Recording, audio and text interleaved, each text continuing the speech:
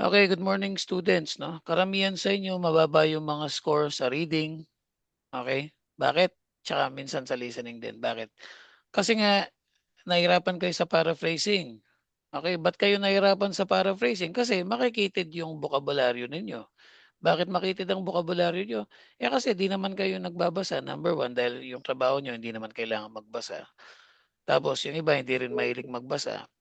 Pangatlong dahilan pa diyan, ah, is, paano ba 'to, 'pag may nakikita kasi kayong mga words kadalasan, hindi niyo inalam. Sakit ng mga Pinoy 'yun, eh, may nakitang word, imbes na tingnan sa dictionary o kaya i-Google nila anong ginagawa nila. Wala, eh, ini-ignore na lang kasi sabi niya, "Hindi ko alam ibig sabihin niyan, 'di ko na lang aalamin." 'Yun yung mali, kaya dumating kayo sa ganiyang edad, makitid yung vocab, hindi niyo naintindihan binabasa niyo. Okey? So, paano natin aayusin 'yan? Okey, madali lang 'yan. Bye, Erico, kunin mo yung libro mo. Hawak mo na? Okey. Hanapin mo yung vocabulary notebook. Tignan mo sa table of contents kung anong page yan. Ano yata 51? Try mo nga yung 51. Page 51. Sa mga nanonood nitong video, gawin niyo rin 'to. Okey, page 51. Okey, nakita mo, sir? Naka-mute ka, paki-unmute. Sir, unmute. Okay na, Okey, sir? nakasulat vocabulary notebook, 'di ba? Yes, sir. Walang laman 'no? Wala, sir. O, ba't di mo nilagyan? O, ganito, ang gagawin ninyo simula ngayon hanggang mag-exam kayo, what do you do? You should learn 10 new words per day. Kasi malapit na exam nyo, eh. Usually ang tinuturo ko lang sa mga student ko kahit 2 lang per day. Since ang review nila 3 buwan. Kayo, next week na yata ang exam nyo, kailangan 10 kada araw. 'Pag nagawa niyo 'to, sure ball papasa kayo, I promise you. So, saan niyo kukunin yung mga words? Kunin niyo dun sa mga reading test niyo. Kaya binibigay namin sa inyo yung kopya ng reading test para balikan nyo. Pero 99% sa inyo, di nyo binabalikan. Paano ka matututo kung di binabalikan? Common sense. Di ba? So yung mga reading test ninyo, kunin nyo. Tapos hanap kayo ng mga words na di nyo alam. Okay? Tapos ilista nyo muna dyan sa notebook. Kapag hindi nyo nilista, makakalimutan nyo yan. One day lang, kinabukasan, nakalimutan nyo na yung word. Pero pag sinulat mo sa notebook, mas malaki yung chance, maaalala mo siya para sa exam. Okay? Sir, kuha ka ng reading mo. Hindi, kaya dyan na lang sa, sige, kahit ano, hanap ka ng word na di mo alam. Look for any word that you don't know. Dito sa kanila. Yes, sir. Kahit na anong word na di mo alam, yung ngayon mo lang nakita, kaya di mo alam ibig sabihin.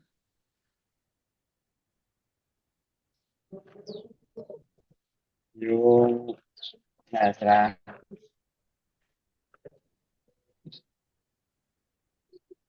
ito yung Hasli, sir. Hasli. Halsi. Paki-spell nga.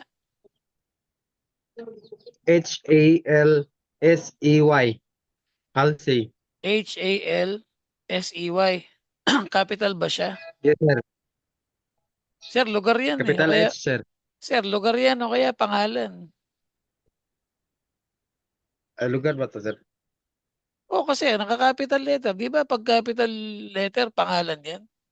Lugar o kaya tao o kaya pelikula o kaya libro. Nakalimutan nyo na ba yan? Okay, sir. Hanap ka ng iba, yung normal na ano, normal na word.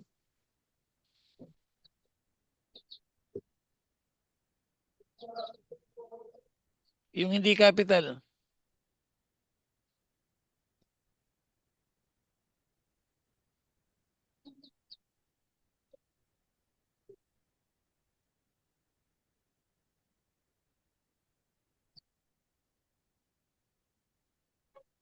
Enormous power, sir.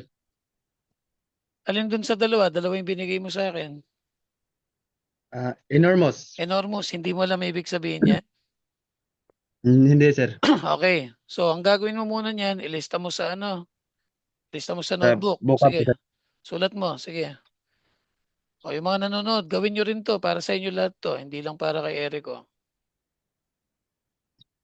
Okay, sir. Tapos na po, sir. Tapos na. Okay. Sir. Enormous. Okay. Good. Now, anong gagawin ninyo? Now, anong gagawin ninyo? Punta kayo sa phone ninyo o kaya sa computer. Punta kayo sa Gemini app.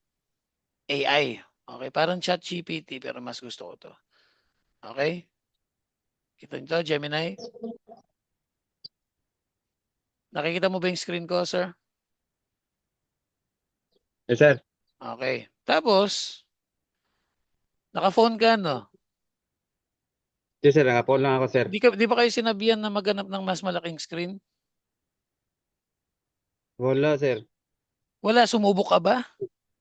Sinasagot mo ang wala, Wala, sir. sumubok ka ba? Naghanap ka ba ng ano, ng computer shop?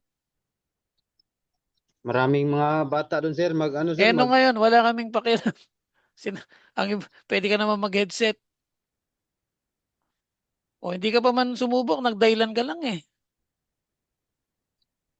Sinubukan mo bang manghiram sa ano, mga kakilala mo?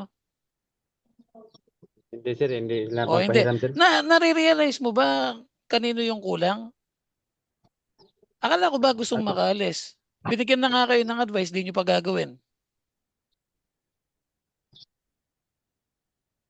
Alam mo, Brad, isipin mo kung ano, kung tama yung ugali mo, no? Kung gusto mo talagang makalis. Kasi Ito kung sinabi na ni ma'am din yung gagawin. Tapos di nyo naman ginagawa.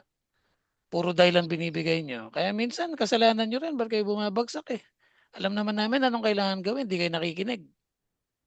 Anyway, nahirapan ka tuloy. Kakainit kayo ng ulo. So, punta kayo sa Gemini. Tapos, kaya gusto ko siya, merong microphone. Click-click ko. No? yes, sir. Hello, Gemini.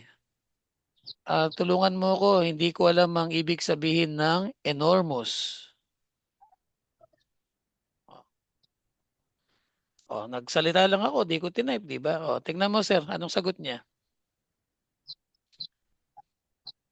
Ang may gagamba sa Tingnan mo yung banyo. sagot niya. Walang problema, sabi niya. Walang problema. Ang ibig sabihin ng enormous ay nag napakalaki o giganti. Okay, sir. Tuloy.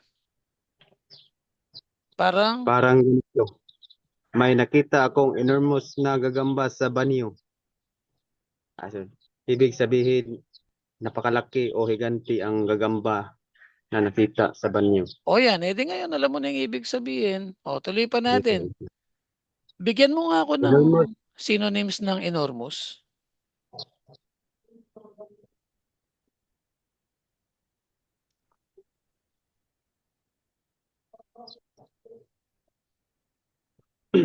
So, sabi ko sa kanya, bigyan mo ako ng synonyms ng enormous.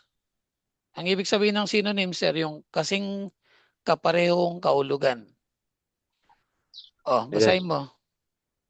Oo naman. Oo naman. Narito ang ilang synonyms o noun synonyms ng enormous. Malalaki, higanti, dambuhala, higanti, napakalaki, malawak, mga salitang English, gigantic Gigantic. o gigantic, huge, immense, immense, immense, Immense. Mm. immense, massive, ang colossal, Mm. tremendous, vast.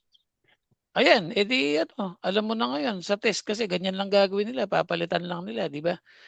Ano sa Bisaya ang enormous? Dako.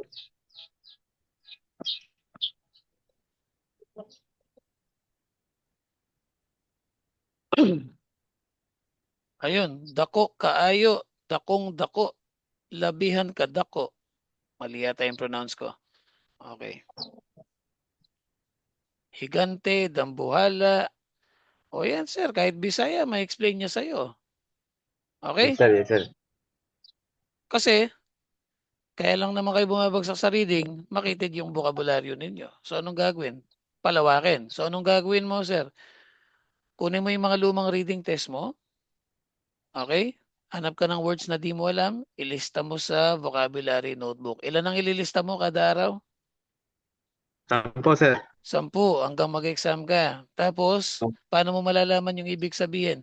Kausapin mo tong Gemini. Pwede to sa phone. Yes, sir.